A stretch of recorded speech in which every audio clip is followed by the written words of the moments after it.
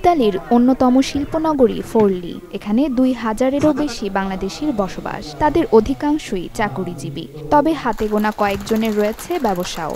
এখানে প্রথমবারের মতো গড়ে উঠেছে বাংলাদেশি কমিউনিটি। বাংলাদেশ অ্যাসোসিয়েশন দি ফোরলি নামের এই সংগঠনটির নতুন কর্মকর্তাদের অভিষেক হলো শনিবার।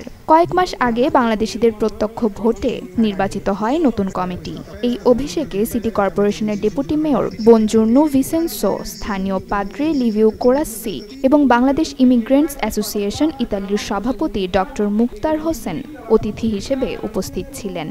প্রধান নির্বাচন কমিশনার হুমায়ুন কবির রনি এবং রুবেল মোল্লা ও উজ্জ্বল মিয়ার পরিচালনায় নবনির্বাচিত সভাপতি সাখাওয়াত হোসেন, সাধারণ সম্পাদক মাসুদুর রহমান, সহসভাপতি শাহ আলম সহ উপদেষ্টারা বক্তব্য রাখেন। In cui ci si possa conoscere, perché indipendentemente dal colore della pelle di una persona, indipendentemente dal suo credo religioso, indipendentemente dalla sua nazionalità, il cuore dell'uomo batte alla stessa maniera. Ogni uomo si sveglia la mattina tentando di dare qualcosa di buono per আমরা যেন Awami League, BNP, জামাত, NCP, Dhaka, Rajshahi, Khulna এই ভাবে যেন আমরা বিভক্ত না হই। আমাদের পরিচয় একটাই, আমরা বাংলাদেশি। যতটুকু আমাদের সাধ্যের মধ্যে আমরা চেষ্টা করব আপনাদেরকে সাথে নিয়ে এই অ্যাসোসিয়েশনকে আমরা যেন একটা সামনের দিনে উজ্জ্বল এবং উজ্জ্বলতম করতে পারি। একটা অফিস নেব, এই অফিসের মাধ্যমে বাঙালি ছেলে সন্তানদেরকে সর্বপ্রথম মক্তব এবং বাংলা শিক্ষা গ্রহণের জন্য সর্বপ্রথম আমার থাকবে। এখানে প্রবাসী বাংলাদেশিদের নানা সমস্যার সমাধানে ডেপুটি মেয়রের আশ্বাসে প্রবাসী বাংলাদেশিরা দারুণ খুশি। সামাজিক বিভিন্ন কাজের অবদানের জন্য গুণী ব্যক্তিদের সনদ প্রদান করা হয় এখানে। এই অভিষেক উপলক্ষে স্থানীয় নারীরা বাংলার স্বাদ নামে একটি খাবারের স্টল দেয়। অনুষ্ঠানের শেষ পর্বে বোলোনিয়া এবং স্থানীয় শিল্পীরা সঙ্গীত পরিবেশন করেন। স্থানীয় সময় মধ্যরাত পর্যন্ত চলে এই অভিষেক অনুষ্ঠানের কার্যক্রম। Desk report, channel 24।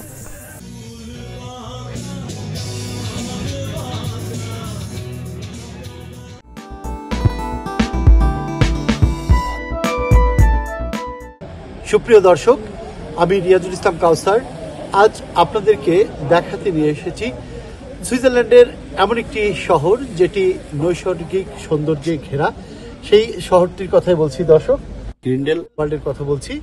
চলুন দর্শক, দেখে আসি বিভিন্ন সৌন্দর্য, দেখলেই চোখ জুড়িয়ে যাবে। নৈসর্গিক সৌন্দর্যের দেশ সুইজারল্যান্ড, আর দেশটির অনন্য সৌন্দর্যে ঘেরা শহর গ্রিন্ডেল ওয়ার্ল্ড। এখানে জনবসতির চেয়ে দর্শনার্থীদের ভিড়েই সবসময় বেশি। আজকে সুইজারল্যান্ডের গ্রিন্ডেল ওয়ার্ল্ডে পৌঁছলাম। স্বপ্ন কখনো কল্পনা করিনি যে এমন সৌন্দর্য এবং এমন সৌন্দর্য উপভোগ করব, এবং ইউরোপের সর্বোচ্চ যে স্থানটা আছে সেই স্থানটায় আমি আসতে পারবো। আমার সঙ্গে আমার ওয়াইফ আছে। শহরটির একটি প্রাকৃতিক দৃশ্য মানেই শিল্পীর রং তুলিতে আঁকা যেন একটি ছবি।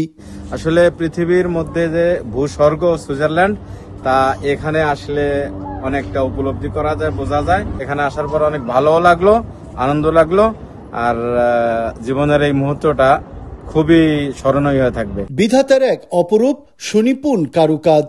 পাহাড় ছুঁয়েছে মেঘমালা, মনে হয় মেঘের দেশে খেলা করছে পাতালে বসেই। কাছে থেকে না দেখলে সত্যি প্রাকৃতিক সৌন্দর্য অনুভব করা অসম্ভব। একদিকে উচ্চ পর্বত ছুঁয়েছে আকাশ, অন্যদিকে মেঘ ছুঁয়েছে মাটি। এই ঝুমঝুম বৃষ্টি, এই রোদের ঝিলিক, এ যেন প্রকৃতির এক অনন্য প্রেম। স্বর্গীয় সুখ যেন শিহরিত হয় প্রাণে। তাই তো দর্শনার্থীরা ছুটে আসে এখানে কেবলই প্রকৃতির ভালোবাসার টানে।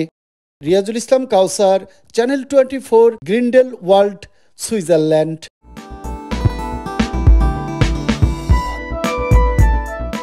আমরা এখানে প্রায় 60 জন আছি। 60 জন কিন্তু 60 জন না, এক একজনের আন্ডারে প্রায় 200 জন আছে রিমিটেন্স যোদ্ধা। তো 60x2 মানে কি প্রায় 1200 জন আমরা এখানে আসছি। আমরা 60 জন আসছি, 200 থেকে 300 জন রিমিটেন্সের প্রতিনিধি হয়ে। তো আজকে আমরা 60 জনের মতো আসছি। যদি আমাদের ফলাফল আশানুরূপ না হয় তাহলে আমরা পরবর্তীতে এরকম 1200-1300 জন নিয়ে আমরা আসবো ইনশাল্লাহ। কারণ এখানে আমাদের একার টাকা না, এখানে পুরো প্রত্যেকের রিমিটেন্স, প্রত্যেকটা পার্সনের টাকাগুলার আমাদের দ্বারা পাঠাইছে। তো সবার জিম্মাদারি আমরা, তো আমরা জিম্মাদারি হিসেবে আসি তাদের পক্ষ থেকে। তাদেরকে আপাতত বলছে আপনার আসা দরকার নাই, তারাও কিন্তু আসতো। তো আজকে আমরা সাধারণভাবে আসছি আমরা 60 জন এজেন্সি, ইটালির মধ্যে টপ এজেন্সি, যারা আমাদের মানে একদম টপ লেভেলের এবং অ্যাওয়ার্ড পাওয়া এজেন্সি আমরা সবাই। তো আমরা যদি এই রিমিটেন্স শাটডাউন করে দেই, ইটালি থেকে 80% রিমিটেন্স বন্ধ হয়ে যাবে আগামীকাল থেকেই। তো এর জন্য আমাদের অনেক বেশি আন্তরিক আকুল আবেদন থাকবে। আমরা যদি আজকে সরাসরি এম্বাসির কাছে আসছি, তো তাদের মাধ্যমে আমরা এটা দ্রুত সমাধান চাই, না হলে আমরা পরবর্তীতে 2000 জন একদম রিমিটার সহ আমরা ইনশাআল্লাহ এখানে উপস্থিত হব।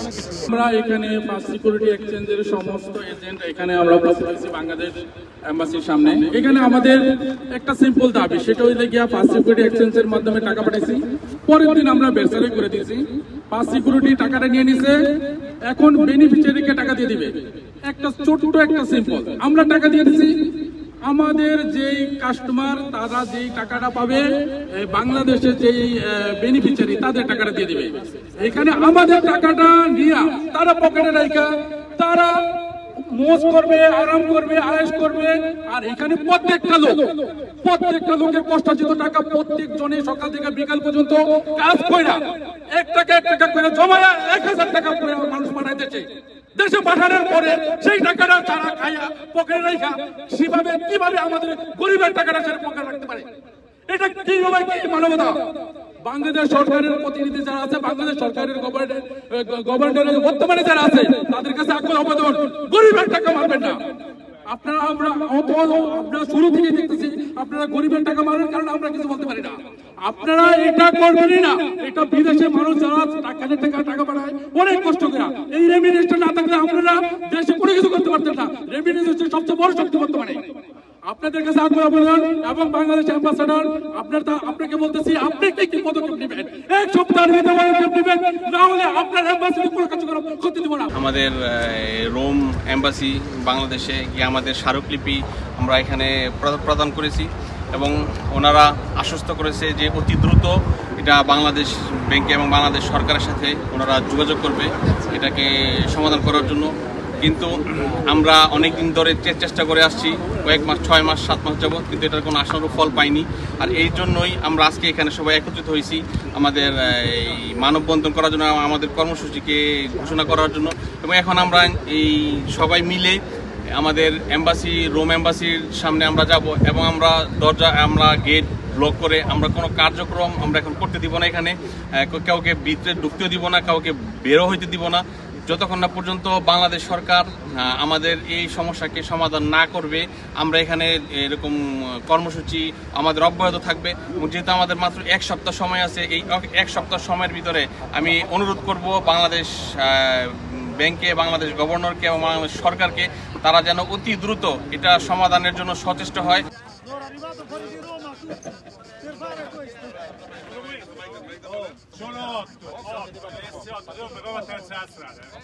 বাংলাদেশ রোম এম্বাসিকে ঘেরাও করার জন্য যাচ্ছি।